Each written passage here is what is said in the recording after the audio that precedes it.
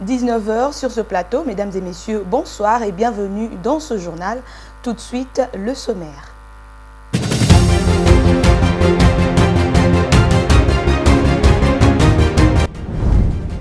À la une de ce journal, le président de la République démocratique du Congo, Félix-Antoine Tshisekedi, séjourne depuis le dimanche 22 septembre 2024 à New York aux États-Unis, où il va prendre part à la 79e Assemblée générale des chefs d'État et de gouvernement des Nations unies. Plusieurs sources s'accordent et voient en ces assises une occasion pour la République démocratique du Congo de solliciter un siège au Conseil de sécurité. Au total, 1685 personnes ont été libérées dimanche de la prison centrale de Makala à Kinshasa par le ministre d'État Constant Mutamba à la charge de la justice. Une libération qui va permettre à ces personnes, dont certaines sont dans des états de santé déplorables, d'aller suivre les soins appropriés en dehors des cellules de la prison, indique le communiqué. Et puis le gouvernement de la RDC a validé lors du dernier Conseil des ministres un projet d'accord avec le club italien AC Milan dans le but de promouvoir la destination RDC. Par cet accord, la RDC attend faire rayonner son image, notamment ses valeurs, au niveau international en vue d'attirer le plus de visites touristiques possibles.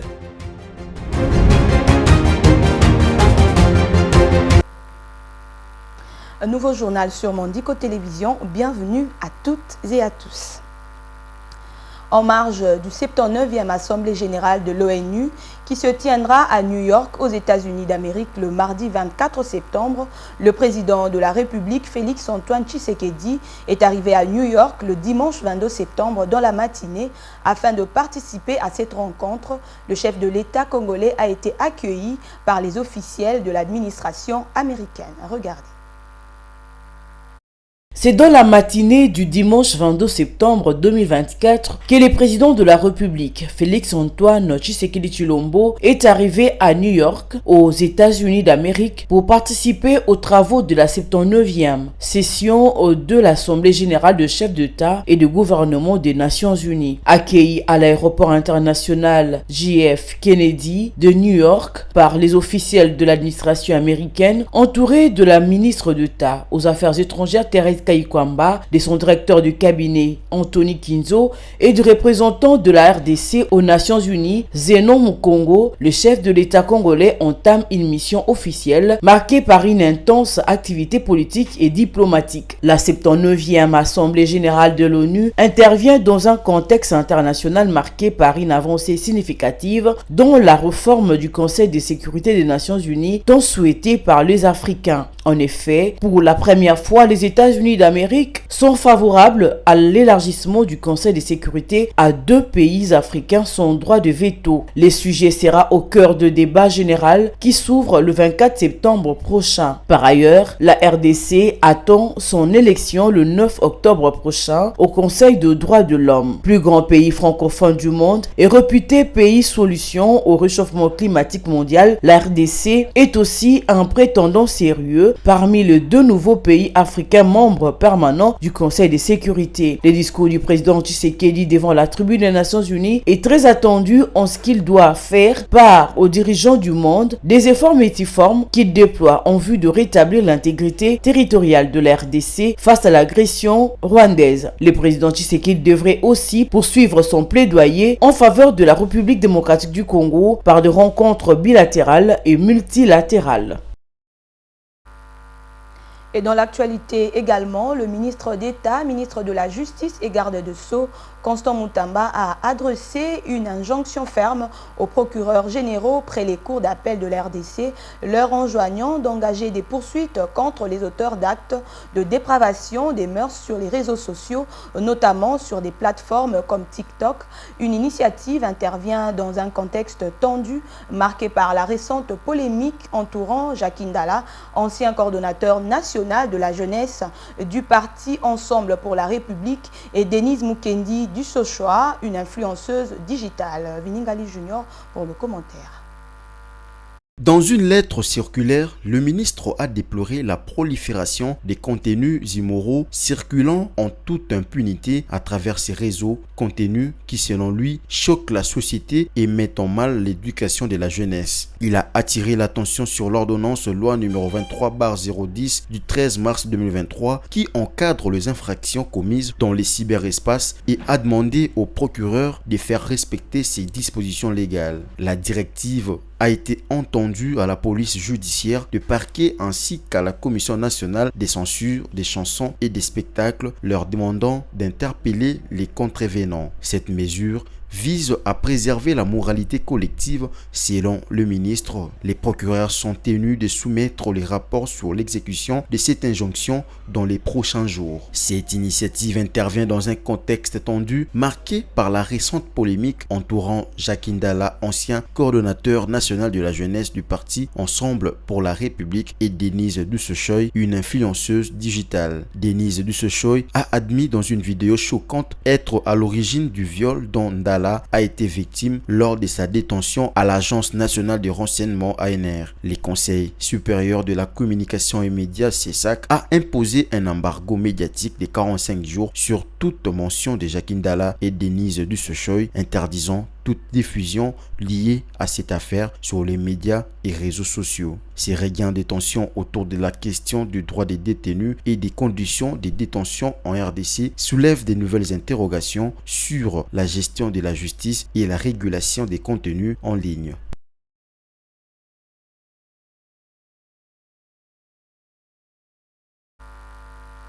Et en justice, toujours, le ministre d'État, ministre de la Justice et garde des Sceaux de la RDC, Constant Mutamba, a supervisé le dimanche 22 septembre 2024 la libération de 1685 prisonniers malades graves de la prison centrale de Makala à Kinshasa. Cette action s'inscrit dans le cadre d'un vaste programme de désengorgement des prisons visant à offrir des soins médicaux appropriés aux détenus souffrants. Bijou Lumuna nous en dit plus.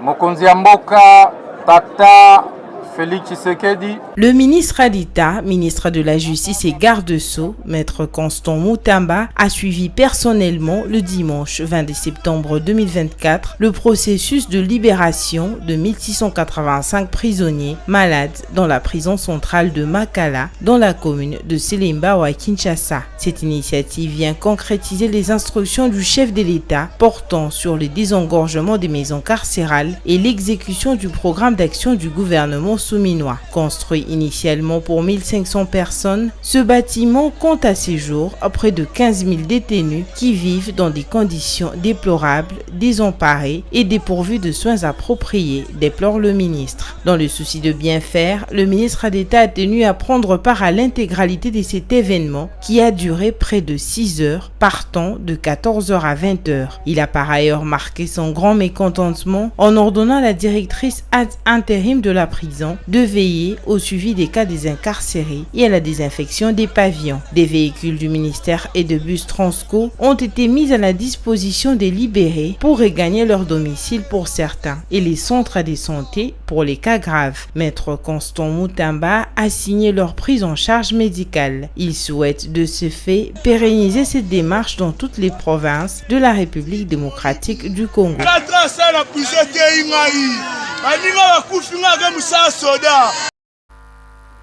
Et autre registre à présent, le gouverneur de la ville-province de Kinshasa, Daniel Bumba, a effectué une visite d'inspection sur le site mis à disposition pour la réalisation du projet d'extension de la ville de Kinshasa, situé dans la commune de Maluku.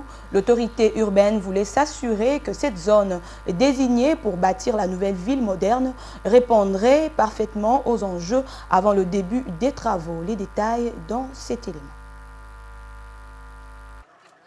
À quelques jours du début de travaux, le gouverneur de la ville de Kinshasa, Daniel Bumba Lubaki, a visité le dimanche 22 septembre 2024 le site mis à la disposition pour la réalisation du projet d'extension de la ville de Kinshasa, situé dans la commune de Maluku. L'autorité urbaine voulait s'assurer que cette zone désignée pour bâtir la nouvelle ville moderne répondrait parfaitement aux enjeux avant le début des travaux. L'extension de la ville de Kinshasa, a soutenu le gouverneur, va permettre de sortir la capitale congolaise de la promiscuité. Elle créera plus de 10 000 emplois pour les jeunes dans sa première phase qui consiste à la mise en place d'une zone industrielle. L'érection de la ville, c'est quand même un axe majeur que nous avons dit pendant la campagne. Mais ce qu'il y a d'intéressant, il y a une coordination qui est très avancée dans la réflexion, dans la mise en place de ce grand projet. Le programme Kinshasa Ezobonga a pour pilier le programme du chef de l'État qui parle justement de l'emploi, création d'emplois, mais également des villes assainies. Donc ici, il y a quelques axes déjà qui seront très alignés. Vous voyez que dès octobre, il y a 10 000 emplois directs qui vont commencer déjà à se mettre en place, mais également dans l'avenir, nous savons qu'il y aura une très belle ville qui s'est érigée dans cette zone, après justement la zone industrielle qui va commencer, et tout ce qui va s'en suivre, l'écosystème qui va se mettre en place, ce sera une ville totalement résiliente, Kinshasa, Kiamona. Donc ici de dire aux Kinois que l'espoir, nous en avons besoin, et que Kinshasa va être justement cette ville résiliente. Et ce grand projet de l'extension de la nouvelle ville est une réalité. Notons que d'après le comité stratégique de supervision du projet, l'extension de la ville de Kinshasa s'effectuera sur une étendue de 48 600 hectares. Le premier citoyen de la ville était accompagné du coordonnateur du comité stratégique de supervision du projet d'extension de la ville de Kinshasa, des ministres provinciaux des infrastructures et des travaux publics et de l'environnement, de quelques membres de son cabinet et des experts fonciers.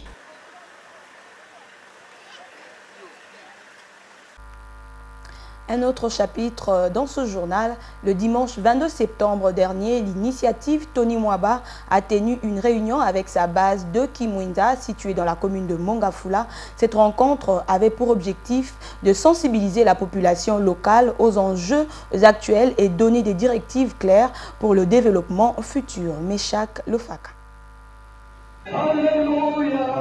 Le quartier Kimwenza dans la commune de Mongafula a accueilli le dimanche 22 septembre une réunion importante organisée par l'initiative Tony Mwaba Kazadi. Cet événement s'est tenu sous la direction du conseiller Roger Mikanda et du pasteur Gilles Moukadi, a rassemblé plusieurs membres de la communauté pour discuter sur de nouvelles lignes de conduite visant à promouvoir l'avancement de l'initiative Tony Mwaba Kazadi. L'objectif principal de cette réunion était de sensibiliser la population locale aux enjeux actuels et de fournir des directives claires pour le développement futur de l'ITEM. Les organisateurs ont mis l'accent sur l'importance de l'engagement communautaire et de la collaboration pour atteindre les objectifs fixés. Roger Mikanda a ouvert la séance en soulignant les réalisations passées de l'ITEM et en présentant les défis à venir. Il a insisté sur la nécessité d'une participation active de tous les membres de la communauté pour garantir le succès des projets en cours. Le pasteur Gilles Moukadi a ensuite pris la parole pour encourager les participants à s'impliquer davantage dans l'initiative locale. Il a rappelé que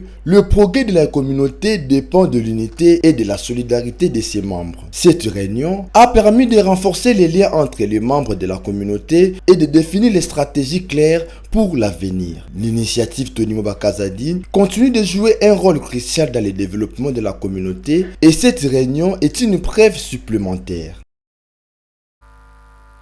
Et 7 ans après l'incendie meurtrière du siège du parti Union pour la démocratie et le progrès social à 10e rue dans la commune de Limete, l'UDPS a commémoré les victimes tombées le 20 septembre 2016 lors de la lutte pour l'alternance politique. Cette activité a vu la participation de l'association Les Amis de Jetou Milambo, Meshak Lofaka et Deo Chilombo. Le 20 septembre 2016, plusieurs militants de l'Union pour la démocratie et le progrès social UDPS ont été tués lors de la violente manifestation qui ont eu lieu à Kinshasa. C'est dans cette optique que les militants de l'UDPS ont organisé une messe sous la direction de l'actuel secrétaire général Deo Bizibou, bien que les autorités de la mauvaise foi ont financé l'argent pour que cette messe ne puisse pas avoir lieu. Cette messe d'action de grâce s'est tenue à la cathédrale du centenaire protestant, présidée par le pasteur Isaac Kalonji, vice-président des Églises du Christ au Congo. Ces moments de prière a vu la participation de l'association Les Amis de Jetou Milambo qui ont été invités par les autorités de l'UDPS. Dans sa prédication, le pasteur Kalonji a reconnu l'apport des combattants qui sont tombés sur les champs de bataille pour obtenir l'alternance politique et permettre à l'UDPS d'être aujourd'hui au pouvoir. L'officiant du jour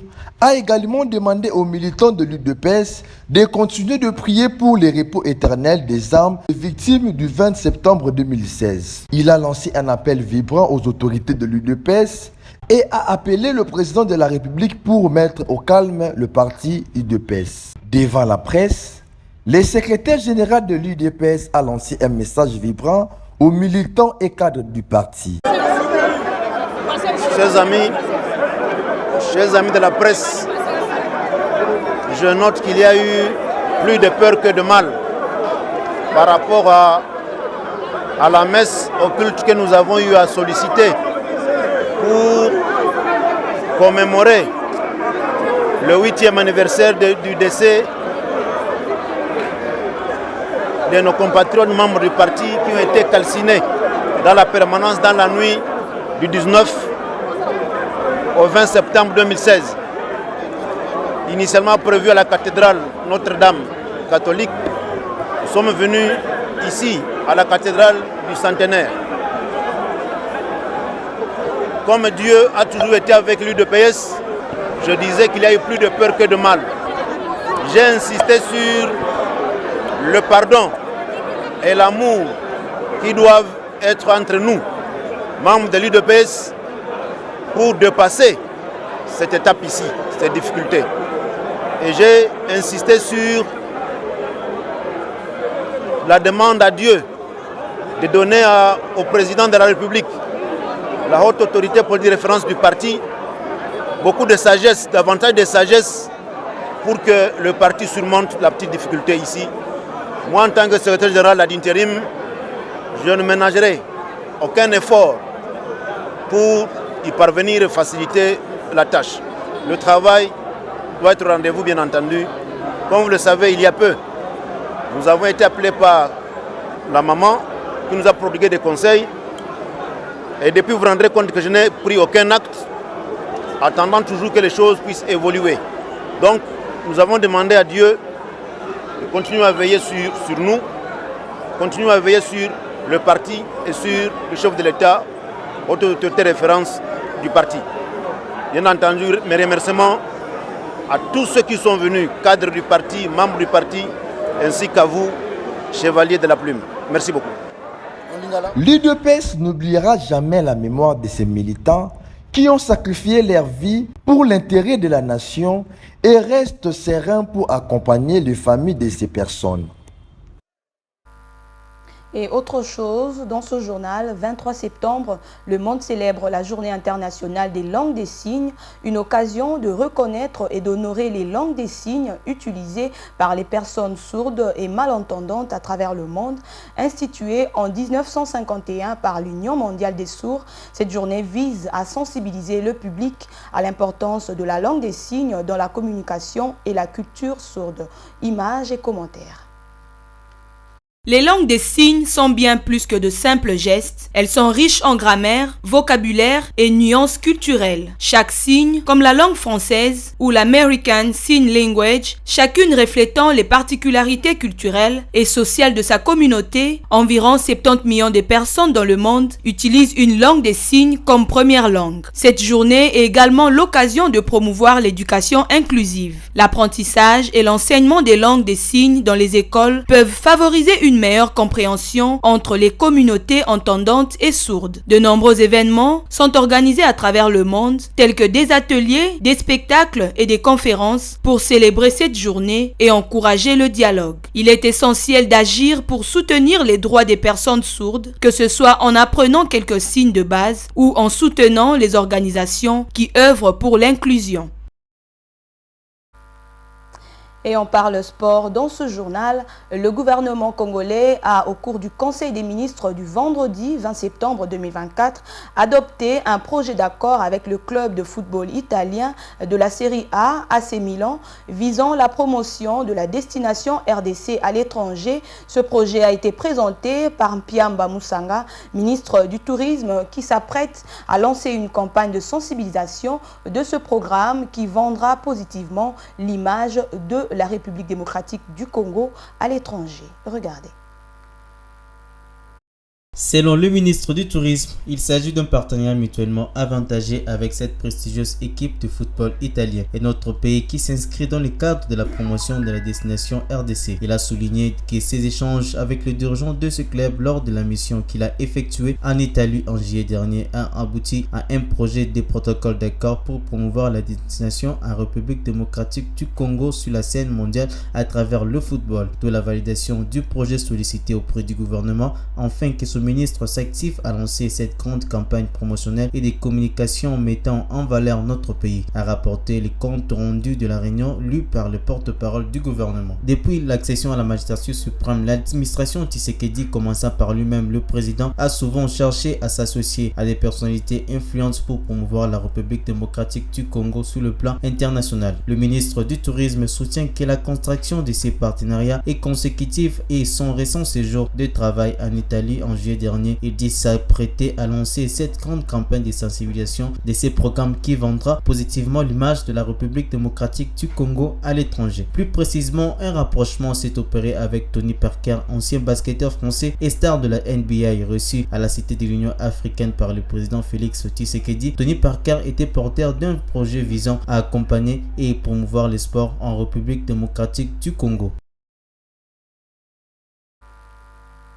Et pour terminer, après la phase allée des préliminaires des interclubs de la CAF, la République démocratique du Congo a enregistré le week-end dernier 2 qualifications pour la phase des groupes en Ligue des Champions et 2 éliminations en Coupe de la Confédération. Le TP Mazembe et l'AS Maniema Union ont validé leur ticket pour la phase de groupe. Quant à l'ASV Club et le Saint-Éloi Lupopo ont été éliminés lors de ces seconds tours préliminaires. Retour de ces interclubs.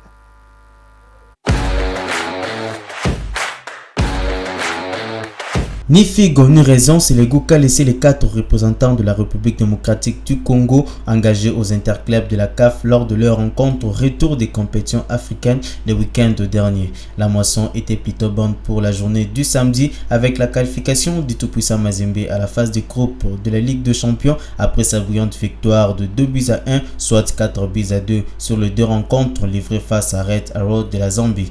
Le même samedi, Maniema Union a créé l'exploit en se qualifiant pour la toute première fois aux phases de groupe de la Ligue des Champions devant Petro de Luanda en faisant jeu égal de 0 but partout, soit 2-2 sur l'ensemble des matchs après sa victoire acquise à Kinshasa. Les dimanches étaient le tour des équipes engagées à la Coupe de la Confédération. À Kinshasa, l'ASV Club a été tenu en échec et éliminé par Stellenbosch d'Afrique du Sud. Après sa défaite en terre sud-africaine, les Banambongo n'ont pas su venir au bout de leur adversaire du jour et de l'autre côté, à Lubumbashi, les Saint-Éloi Lupopo a été également éliminé par Bravos Maki d'Angola sur le score de 2-1. Les cheminots n'ont pas pu remonter leur retard du match aller perdu 1-0, soit 3-1 sur le score simulé de 2 matchs. La RDC ne compte plus que 2 représentants aux interclubs de la Confédération africaine de football dont le tirage au sort interviendra dans quelques jours à son siège Caire en Égypte.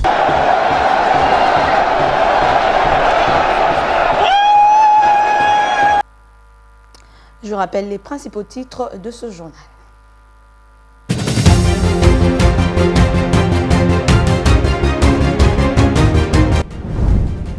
À la une de ce journal, le président de la République démocratique du Congo, Félix-Antoine Tshisekedi, séjourne depuis le dimanche 22 septembre 2024 à New York, aux États-Unis, où il va prendre part à la 79e Assemblée générale des chefs d'État et de gouvernement des Nations unies. Plusieurs sources s'accordent et voient en ces assises une occasion pour la République démocratique du Congo de solliciter un siège au Conseil de sécurité. Au total, 1685 personnes ont été libérées dimanche de la prison centrale de Makala à Kinshasa par le ministre d'État Constant Mutamba à la charge de la justice.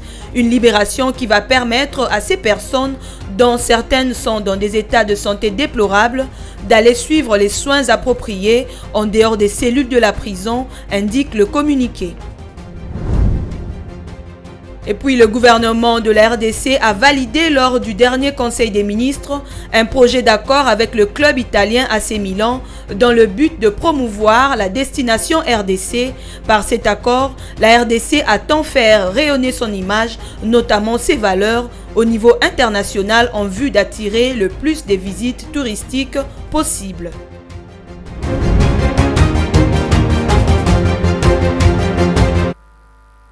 Ce journal est terminé, mesdames et messieurs. Merci de l'avoir suivi. Je vous donne rendez-vous demain à la même heure. Au revoir.